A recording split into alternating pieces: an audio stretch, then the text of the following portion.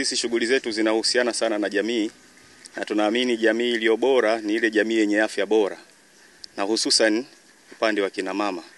Kwa siku ya leo tukasema katika kuadhimisha siku hii ya leo pamoja na wafanyakazi wenzetu, basi tuje tutoe baadhi ya vifaa tiba kwa ajili ya kuweza kusaidia wakina mama pamoja na watoto. Kwa mtaona kama tumeleta vifaa tofauti tofauti, tuleta sterilize machine, tumeleta mzani wa kupimia uzito pamoja na urefu. Kuna boxi za injection ambazo tumezileta zipo hapa. Vifaa hivi vyote katika kuunga juhudi za hospitali pamoja pia na wadau wetu ambao ni madaktari wanaohudumia jamii yetu ya hapa Mbweni. Tumehusianisha sana vifaa tulivyovileta pamoja na dawa ni kwa ajili ya wanawake pamoja na watoto. Kwa tumeona tuwaguse kwa sababu ukimgusa mama unamgusa mtoto.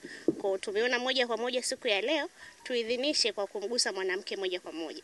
Nisisitize pia kwa wanawake wanafunzi ambao bado wako mashuleni kusoma kwa bidii, lakini pia kutokuogopa kuchukua zile kozi ambazo wengi wanadhani ni za wanaume, lakini pia wanawake wanaweza, kwa sababu tunaona kwenye taasisi yetu vyuo vikubwa wako wanawake. Kwa hiyo nisisitize tu pia hilo, lakini pia na wanawake ambao tuko majumbani tusiache kupambana, kufanya juhudi za kujitegemea. Sio tunategemea tu kwamba tutawezeshwa, kwa hiyo na sisi tutoke nje kutafuta fursa na kuangalia kipi kinaweza kutufaa na kuendeleza jamii zetu. Tukiona wadau wananchi wa Tanzania wanajitoa, tunapata moyo kwamba ni njia ya kuendelea kuanza kujitegemea sisi wenyewe. Kwa tunatamani na wadau wengine waige mfano wa APC kwamba huduma za afya za kwetu sisi zitajengwa na sisi wenyewe.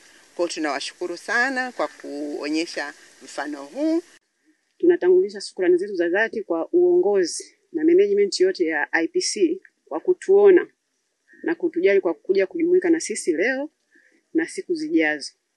Na karibuni sana. Tunahitaji vitu vingi sana. Tuna changamoto ya furniture, tuna changamoto ya maabara yetu ni finyu, kwa hiyo tunahitaji kuipanua. Pia hatuna vyoo vya wagonjwa, tuna matundu tu mawili, kwa hiyo ni machache.